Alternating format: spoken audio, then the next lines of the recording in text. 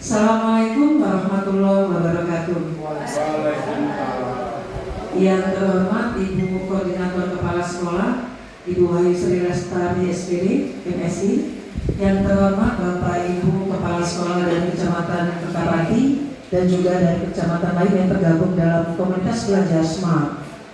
Alhamdulillah, puji syukur kita panjatkan kehadiran Allah Subhanahu wa Ta'ala bahwa pada pagi hari ini kita dapat berkumpul di ruangan SD Negeri 202 Palembang ini dalam kegiatan observasi kepala sekolah, yang mana observasi kepala sekolah ini melibatkan audiens yang sebagai audiennya adalah komunitas belajar kepala sekolah. Kami dari SD 202 Palembang dan 217 pada hari ini akan observasi kepala sekolah yang indikator pilihannya yaitu tentang berbagi praktik baik pada komunitas belajar kepala sekolah. Maka dari itu audien yang kami ambil adalah kepala sekolah. Kenapa ada dari kecamatan lain? Karena Kombel atau komunitas belajar smart ini tidak hanya pada komunitas kecamatan saja, tapi dari kepala sekolah yang ada di kota Palembang. Makanya hari ini ada dari Ilir Barat 1. Terima kasih Bu Eva sudah hadir. Baiklah Bapak Ibu, jadi presentasi praktik baik pembinaan pembelajaran. Di sini kami memilih tentang praktik baik. Nah, sebelum kami teruskan ke praktik baik, apa sih yang akan kami sampaikan di sini? Karena praktik baik itu pada kepala sekolah banyak, tapi tidak mungkin kami sebutkan seluruh praktik baik itu di kesempatan ini. Nah, untuk lebih jelasnya kita harus paham dulu apa sih praktik baik itu. Nah, praktik baik adalah pengalaman positif atau inovatif dan efektif yang telah dilakukan untuk mengatasi permasalahan atau meningkatkan kualitas pembelajaran pengelolaan sekolah. Ini merupakan refleksi nyata, bukan sekedar teori. Jadi pada kepala sekolah itu sudah dilakukannya nyata. Jadi bukan hanya teori saja yang didokumentasikan untuk berbagi inspirasi dan panduan bagi pendidik lain agar dapat dimodifikasi sesuai konteks. Jadi itu maksudnya praktik baik. Nah, praktik baik kepala sekolah ini banyak Bapak Ibu. Di antaranya ada kepemimpinan pembelajaran dan inovasi. Yang kedua itu ada pengembangan budaya dan karakter sekolah. Dan yang ketiga ada pemberdayaan guru dan kolaborasi. Tapi barangkali pada Bapak Ibu termasuk saya itu cenderung banyak yang ke nomor 2 tentang karakter budaya dan karakter. Nah, praktik baik kepemimpinan kepala sekolah itu berfokus pada kepemimpinan pembelajaran. Ada inklusivitas, kolaborasi, dan inovasi yang berbasis data untuk meningkatkan mutu pendidikan. Kepala sekolah efektif menerapkan kurikulum merdeka, memfasilitasi komunitas belajar, membimbing guru dalam pembelajaran berdiferensiasi, serta menjalin kemitraan dengan orang tua dan masyarakat. Nah, ini yang kedua. Yang kedua ini sepertinya banyak kita lakukan di sekolah masing-masing. Tidak saya saja sebetulnya. Yang pertama itu budaya literasi. Jadi budaya literasi ini dengan cara mewajibkan bahwa di sekolah itu ada pojok baca di setiap kelas. Barangkali lebih tepatnya sudut baca ya. Sudut baca di kelas. Kalau pojok itu bisa di ruangan-ruangan tertentu. Jadi sudut baca ini kita buat di kelas untuk meningkatkan literasi siswa yang ada di kelas. Seperti yang ada di belakang itu termasuk sudut baca. Yang harusnya kita bisa modifikasi lebih baik, lebih cantik, agar anak-anak di dalam kelas itu lebih termotivasi untuk meningkatkan literasinya, termotivasi untuk membaca ya. Artinya setiap di jam-jam kosong dia bisa memanfaatkan buku yang ada pada literasi di sudut baca yang ada di kelasnya. Yang kedua, pengembangan budaya dan karakter itu ada 5S. Nah, ini juga barangkali semua kita sudah melaksanakannya. Tapi ada mungkin yang rutin, ada yang tidak rutin. Kalau kami di sini merutinkan untuk guru piketnya, itu yang utama yang guru piket. Tapi guru yang lain ikut membersamai salam, sapa, senyum, sopan dan santun. Yang ketiga itu ada pemberian hewan. Yang keempat ada Jumat mengaji. Barangkali setiap Jumat kita berkumpul membaca Yasin, doa, mungkin ada hadroh, ada pembinaan di situ. Yang terakhir itu ada Sabtu bersih. Ini pemberdayaan guru yang dan berkolaborasi, mengadakan pelatihan intensif untuk memperkuat pemahaman guru tentang pembelajaran. Yang kedua, membentuk kelompok kerja komunitas belajar. Jadi di sekolah kita masing-masing punya komunitas belajar. Yang mana di 202 ini programnya bernama Berkisah. Artinya kami sebut berkisah itu bersama kita bisa. Artinya kita akan bisa melakukan sesuatu kalau secara bersama-sama. Nah, Bapak Ibu, selain dari karakter tadi, yang budaya tadi, dari semua tadi saya tidak akan menjelaskan ke semuanya. Hanya satu yang saya ambil, yaitu pemberian reward kepada siswa dan guru. Nah, ini yang akan saya sampaikan agak banyak di sini, pemberian reward pada siswa dan guru. Nah, pemberian reward pada siswa dan guru ini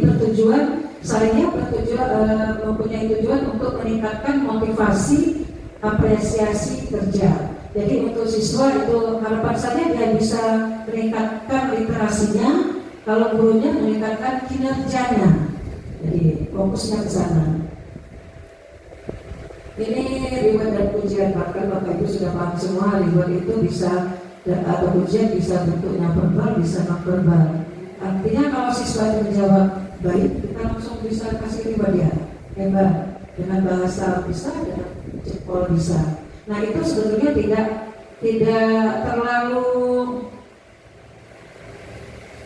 terlalu maksud kami tidak terlalu sulit bagi kita kepala sekolah atau guru untuk hanya membuat jempol kalau dia baik. Kadang-kadang diobservasi bahwa kita bisa melihat bagaimana guru kita dengan barangkali dengan beratnya untuk memberikan jempol pada yang jawab benar. Padahal dengan baik, 100, hebat. Nah, itu sudah membuat dia termotivasi untuk menjadi lebih baik lagi.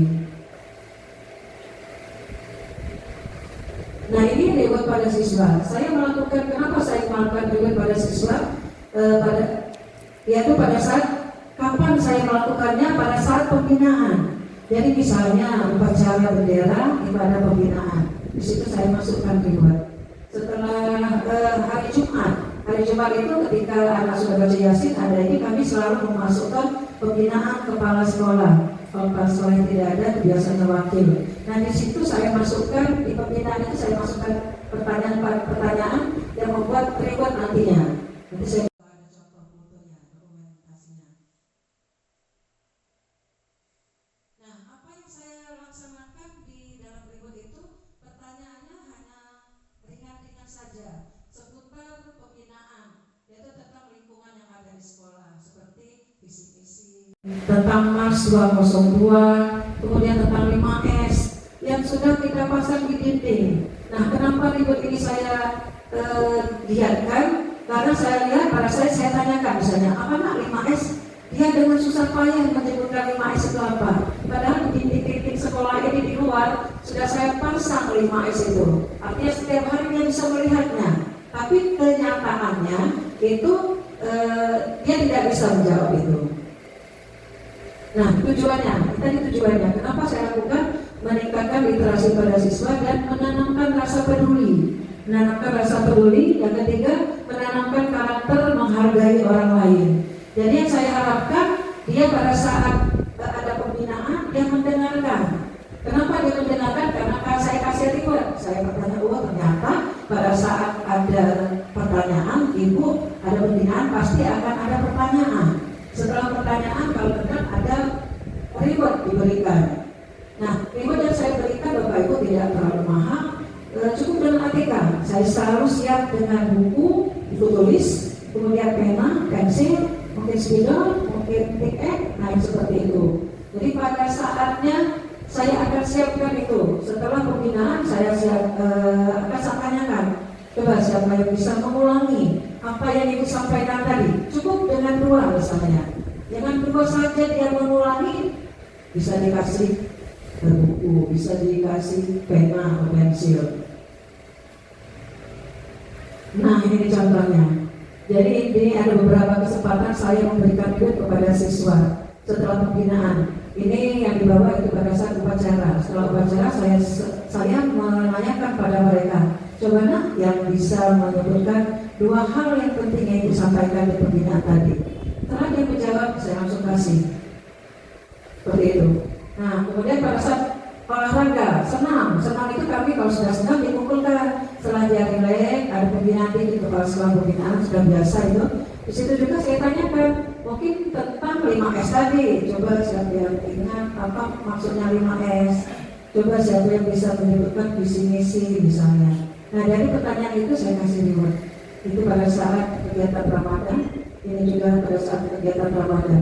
Itu saya berikan di Ramadan pada saat dia hafal surat Ad-Duha dari awal sampai akhir dengan tajwid yang benar. Jadi itu pemberiannya sesuai dengan momen tertentu. Jadi momennya upacara, ya bisa upacara, pertanyaannya momennya pas senam berarti bisa ke lingkungan sekolah. Pada saat di kegiatan Ramadan berarti pertanyaannya tentang momen-momen Ramadan itu. Ini silakan Pak Muslim. Ini kegiatan yang kami laksanakan di luar ya. Jadi karena pemberian reward itu ada yang di luar, ada yang di dalam kelas. Nah, kok kepala sekolah masuk kelas? Nah, saya tidak masuk kelas Bapak Ibu, tapi saya pada saat pergantian jam itu saya keliling, saya melihat kelas mana yang kosong. Kalau ada kelas kosong saya masuk, saya kasih pertanyaan. Jadi saya kasih pertanyaan, kalaupun saya pada saat itu tidak membawa alat tulis untuk rewardnya, saya hutang dulu. Saya bilang, nah nanti lah ya, nanti saya ibu kasih. Nah ini adalah contoh pemberian reward yang pada siswa pada saat pembinaan di Jumat, di upacara, itu seperti itu Bapak Ibu. Sebetulnya hanya sederhana, tapi barangkali kalau yang belum melaksanakan bisa dicontoh. Ini contoh yang di dalam kelas. Baiklah Ibu, mau tanya siapa yang hafal visi SD nomor 02? Kalau visi saya tidak bisa benar. Benar? Coba berdiri. Nah, yang ini benar kan? Visi SD nomor 02 benar?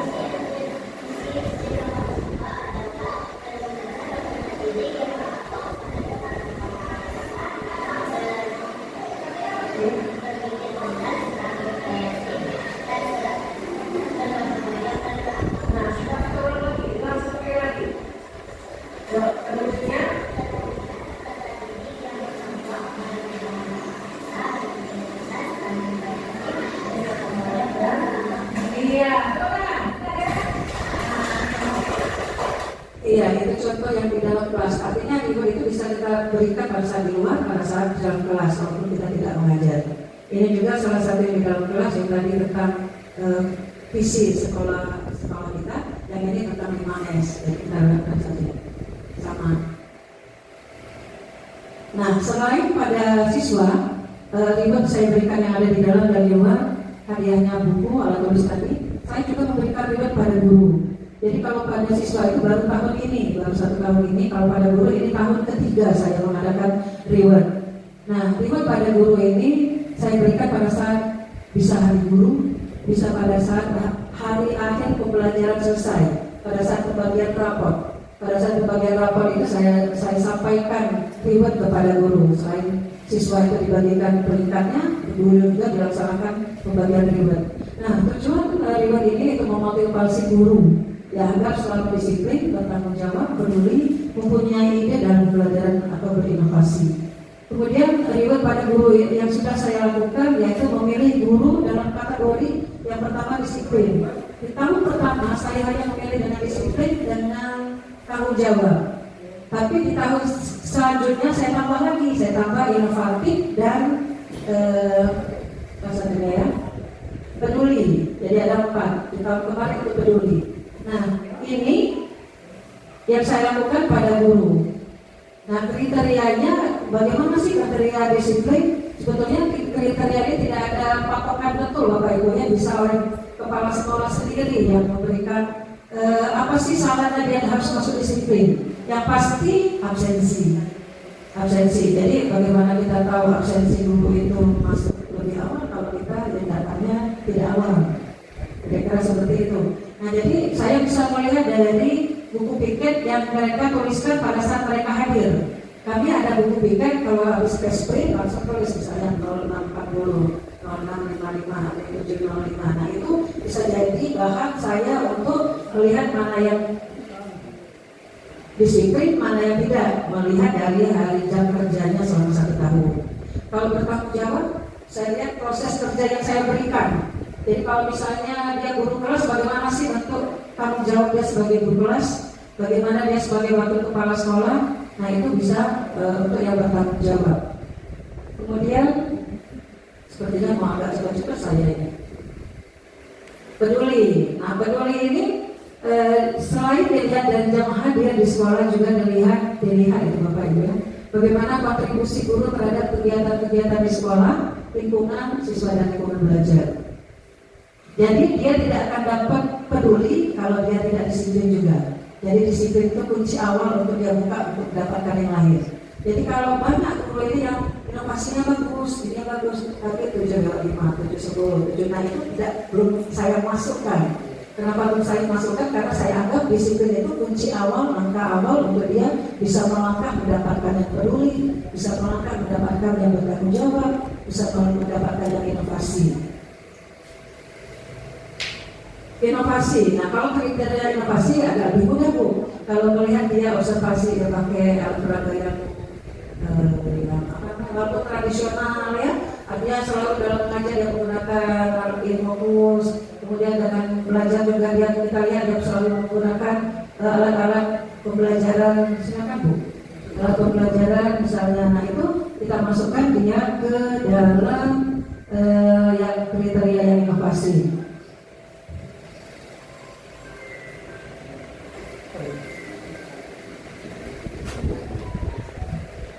Kemudian, nah ini adalah reward di tahun kedua. Reward yang saya berikan pada tahun kedua. Jadi yang kategori disiplin tadi, yang melihat jam datang, jam pulang, apa saja kerjanya di sekolah, apakah dia mudah mati, cuma absen, banyak ininya itu kelihatan. Jadi itu ada yang pernah saya lakukan di tahun kedua ya Bapak Ibu. Saya kasih cukup dengan serempang seperti itu, dulu disiplin, kedua itu. Ini peduli tadi saya bilang tadi dia sudah datangnya baik, jam kerjanya baik, tapi dia peduli terhadap apa yang kita laksanakan di sekolah. Apapun bentuk yang saya lakukan di sekolah, apapun bentuk yang saya sampaikan itu selalu disangkut oleh beliau. Jadi itu yang peduli. Ini juga termasuk peduli. Jadi tidak harus senior yang baru dapat P3K 2 bulan ibaratnya. Nah baru, tapi kalau dia memang terlihat sudah mampu melewati kawan-kawan yang lain, kenapa tidak? Nah ini bertanggung jawab tadi, selain dia memang absensi, juga dia selalu maksimal terhadap apa yang kami berikan, selesai tugas yang disampaikan. Itu Bu Puji Fatmawati itu wakil kepala sekolah, wakil saya. Nah ini inovasi itu berarti lebih ke pembelajarannya di dalam kelas, tapi tetap hadir. Artinya kalau lihat kita rekap absensi hari belajar 25 tidak terlambat 25, hari belajar 25 terlambat 19 itu tidak masuk di dalam CV. Ini Bapak Bu ya. Jadi mungkin kebanggaan bagi mereka, jadi kebanggaan bagi mereka untuk termotivasi lebih baik lagi dan memotivasi yang lain yang belum. Saya sempat mendengar, saudara kalau kita tidak dapat, nah artinya mereka sadar yang ini udah bakal. Atau pada saat saya mau mengalunkan yang peduli itu, saya kan pegang selendang itu, saya berjalan, semua mereka dan anak saudara, misalnya Bu Jana, artinya penilaian kita itu dengan mereka itu sudah mantapnya sudah sama.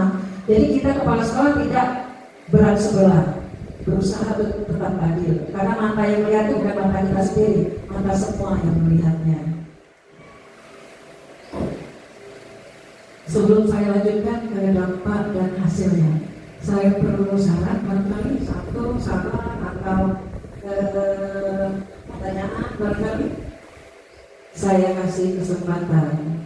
Sepertinya kesempatan pertama ini saya khususkan kepada Ketua Komunitas Pelajar Smart yang terhormat Ibu Wahyu Sri Lestari SPD MSI. Boleh saran Bu? Izin Bu, boleh. Terima kasih Ibu Asna, Masya Allah ya, menarik sekali ya Bapak Ibu semua ya. Ini merupakan praktik baik yang memang menginspirasi bagi kita semua. Oh iya, silakan Pak. Silakan Pak.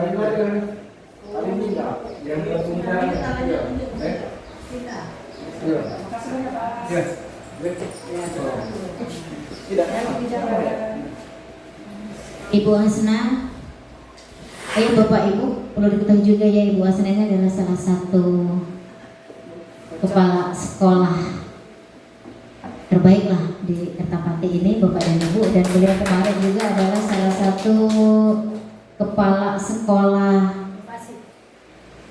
waktu kegiatan BCKS kemarin, salah satu kepala sekolah mentor Bapak dan Ibu di Kecamatan Kertapati, dan memang sesuai dengan apa yang telah dijadikan pilihan ya, ternyata memang praktik baik dari Ibu Asna ini sangat menarik, dan seperti tadi yang telah saya katakan ini sangat menginspirasi Ibu, dan mungkin bagi Bapak Ibu yang lain juga memiliki pengalaman-pengalaman juga dan juga memiliki praktek baik juga di sekolah masing-masing.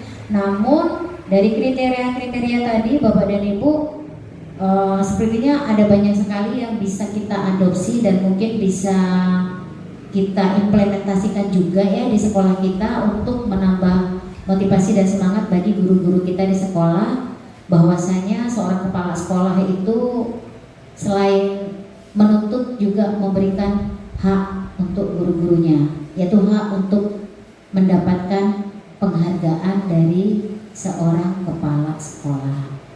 Nah, Ibu, ada yang ingin saya tanyakan sedikit Ibu ya, mengenai program Ibu ini. Apakah program ini dilaksanakan itu untuk rewardnya tadi terutama Ibu ya? Apakah itu reward itu 1 tahun sekali, 2 tahun sekali, atau berkala, atau bagaimana itu Ibu mengenai penjadwalannya pemberian reward untuk guru? Kalau anak tadi kan biasanya spontanitas kan ya setelah kegiatan-kegiatan di sekolah. Nah, untuk guru tersebut mungkin izin Ibu bisa menjelaskan supaya kami nanti bisa membawa praktik baik ini ke sekolah kami. Terima kasih Bu Asna. Aku sudah untuk Bu Asna dong. Iya, terima kasih pada Bu Wahyu pertanyaannya. Jadi praktik baik pada guru ini saya lakukan 1 tahun sekali. Jadi bisa pada saat kapan sih memberikannya, pada saat bisa di hari guru, dan kita tinggal memilih mana yang momen yang paling pas, mau yang di di hari guru atau di pada saat pembagian rapor. Sekarang 1 tahun, jadi kita memberikan peringkat pada siswa per kelas. Setelah itu langsung gurunya juga, jadi agak lumayan heboh anak-anak dan berteriak ya pada saat itu. Jadi hari itu hari kemenangan bagi siswa dan bagi guru juga. Jadi dilaksanakan pada saat 1 tahun sekali. Yang tahun ini Bu Wahyu tahun ketiga. Tapi sepertinya apalagi ide saya yang bisa diambilkan kriterianya barangkali seperti itu. Karena kayak sudah ada kan disiplin, kemudian bertanggung jawab, kemudian inovasi dan peduli. Nah, mungkin tahun ini akan saya tambah 1 lagi sepertinya. Baru Bu Wahyu membuatkan pertanyaan pada saya, ini adalah reward untuk Ibu Wahyu sebagai peserta yang memberikan saran kepada saya. Iya.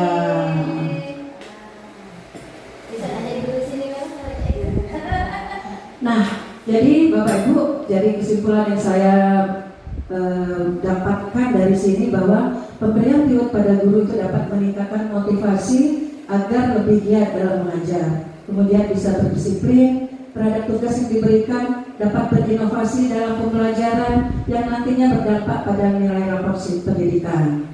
Jadi rapor pendidikan itu kan banyak kita dari siswa, dari guru. Untuk diketahui bahwa kita 202 untuk tahun 2025 ya, yang sudah ada rapor pendidikan. Itu alhamdulillah semuanya hijau, hanya numerasi kuning. Jadi, tapi belum hijau semua, ya alhamdulillah. Nah, bagi siswa, pembelajaran periode ini dapat memotivasi dalam berliterasi, keinginan membaca apa yang ada di sekolah lebih meningkat, memperhatikan dan fokus pada apa yang disampaikan pada saat guru berbicara, pada saat ada pembinaan di upacara, pada saat kepala sekolahnya berbicara. Itu kita berharap dia lebih fokus. Artinya karena itu tadi, walaupun tidak semuanya, artinya sudah ada peningkatan untuk fokus pada di dalam kelas maupun di luar kelas. Terakhir, ini adalah semboyan barangkali ini ya, apa namanya, pahlawan pendidik kita, pahlawan pendidik nasional, Bapak Kiai Jadawatara, Ing Arso Sumtodo, Ing Madia Manguncarsa, dan Pemburi Handayani. Jadilah kita pada saat jadi di depan itu sebagai contoh dan teladan bagi yang ada di belakangnya. Pada saat kita belajar di tengah, maka kita bisa memberikan ide-ide yang kreatif. Pada saat kita di belakang, maka kita akan memberikan motivasi terhadap siapapun yang ada di depan kita.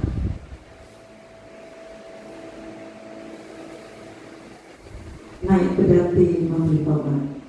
Tertawati, semangat. Mohon maaf lahir dan batin. Wabillahi taufiq wal hidayah. Wassalamualaikum warahmatullahi wabarakatuh.